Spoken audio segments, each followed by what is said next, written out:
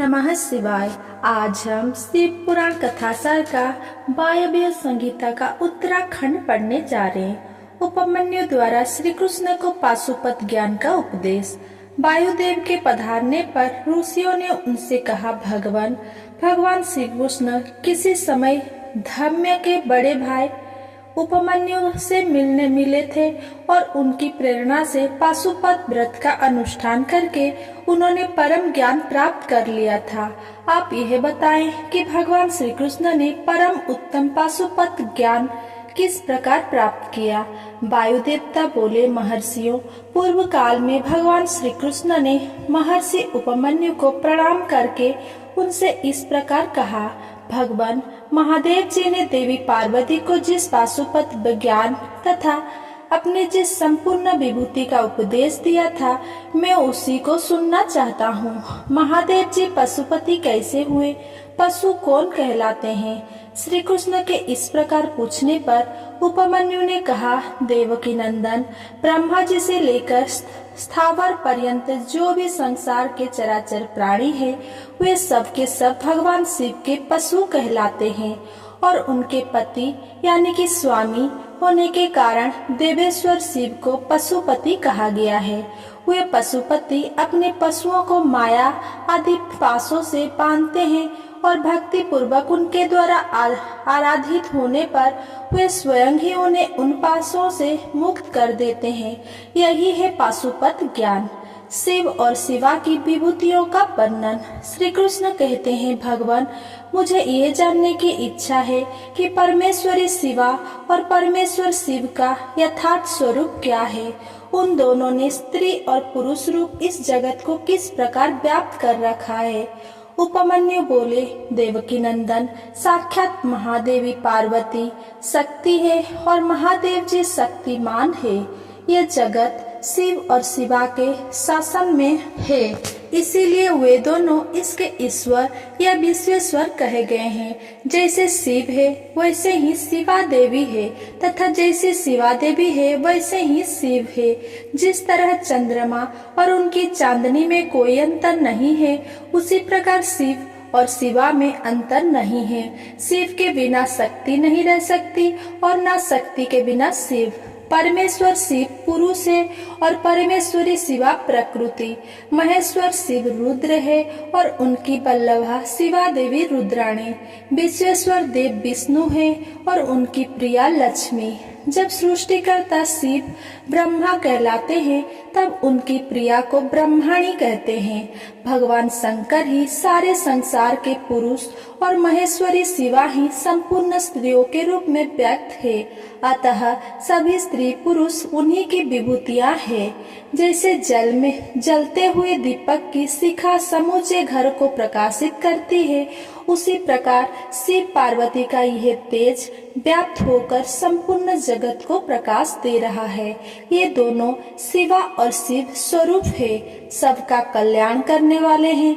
अतः सदा ही इन दोनों का पूजन, नमन एवं चिंतन करना चाहिए। श्री कृष्ण, आज मैंने तुम्हारे समक्ष अपनी बुद्धि के अनुसार परमेश्वर शिव और शिवा के यथार्थ स्वरूप का वर्णन किया है, परंतु ये नहीं मान लेना कि इन दोनों के यथार्थ स्वरूप का पूर्णतः वर्णन हो गया। उपमन्यु कहते हैं, यदुनंदन, ये चराचर जगत देवादिदेव महादेव जी का ही स्वरूप है। प्रणव की महिमा। शिव साक्षात परमात्मा है, वे नित्य परिपूर्ण है। दूसरों पर परम अनुग्रह ही उनके समस्त कर्मों का फल है। प्रणव उन परम ब्रह्म परमात्मा शिव का वाचक है। शिव के रुद्र आदि नामों में प्रणव ही सबसे उत्कृष्ट माना गया है। प्रणव वाच्य शंभु के चिंतन और जप से जो सिद्धि प्राप्त होती है, वही परा सिद्धि है। पांडुक्य उपनिषद में प्रणव की 4 मात्राएं बताई गई है, अकार, उकार, मकार और नाद। ओकार ऋग्वेद, उकार को यजुर्वेद, मकार को सामवेद और नाद को अथर्ववेद कहा गया है। अकार सृष्टिकर्ता ब्रह्मा है, उकार पालन करता श्रीहरि है, मकार संहार करता रुद्र है, नाद परम पुरुष परमेश्वर है, वो निर्गुण एवं निष्क्रिय शिव है। इस प्रकार प्रणव अपनी तीन मात्राओं के द्वारा ही तीन रूपों में इस संपूर्ण जगत का प्रतिपादन करके अपनी अर्धमात्रा यानी कि नाद के द्वारा शिव स्वरूपा बोध कराता है। इनके श्रेष्ठ दूसरा कुछ भी नहीं है। उन प्रणव स्वरूप परम पुरुष परमेश्वर शिव से ही ये संपूर्ण जगत परिपूर्ण है। शिव के प्रसाद से प्राणियों की मुक्ति तथा 5 प्रकार के शिव धर्म का वर्णन। उपमन्यु कहते हैं, श्री कृष्ण जो अपने हृदय में शक्ति सहित भगवान शिव का दर्शन करते हैं उन्हीं को सनातन शांति प्राप्त होती है। जब शिव और शक्ति की कृपा होती है तब मुक्ति हाथ में आ जाती है। देवता, दानव, पशु, पक्षी तथा कीड़े मकोड़े भी उनकी कृपा से मुक्त हो जाते हैं। परमात्मा शिव ने 5 प्रकार का शिव धर्म बताया है: तप, कर्म, जप, ध्यान और ज्ञान। लिंग पूजन आदि को कर्म कहते हैं। चंद्रायण आदि व्रत का नाम तप है। वाचिक, उपांशु तथा मानस 3 प्रकार की जो शिव मंत्र की आवृत्ति है उसी को जप कहते हैं। शिव का चिंतन ही ध्यान कहलाता है तथा शिव संबंधी आगमों में जिस ज्ञान का वर्णन है उसी को यहाँ ज्ञान शब्द से कहा गया है। अतः कल्याणकामी पुरुषों को चाहिए कि वो परम कारण शिव में भक्ति को बढ़ाए तथा विषय शक्ति का त्याग कर दे। भगवान शिव के प्रति श्रद्धा भक्ति की आवश्यकता का प्रतिपादन।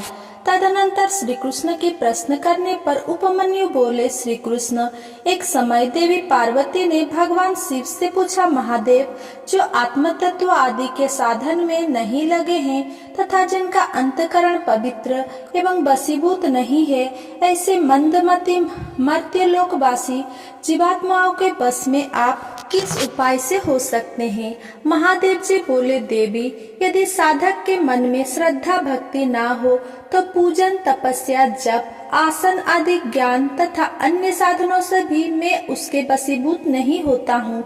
यदि मनुष्य की मुझ में श्रद्धा हो तो जिस किसी भी हेतु से मैं उनके बस में हो जाता हूँ।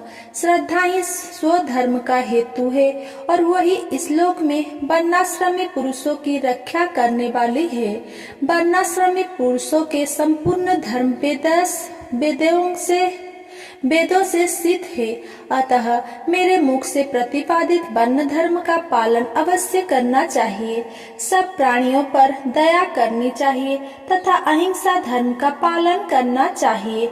सत्य बोलना, चोरी से दूर रहना, ईश्वर और परलोक पर विश्वास रखना, मुझ में श्रद्धा रखना, इंद्रियों का संयम रखना, शास्त्रों को पढ़ना, मेरा चिंतन करना, ईश्वर के प्रति अनुराग रखना, सदा ज्ञानशील होना सभी के लिए नितांत आवश्यक है। फल की कामना से प्रेरित होकर कर्म करने से ही मनुष्य बंधन में पड़ता है। अतः कर्म के फल की कामना को त्याग देना चाहिए।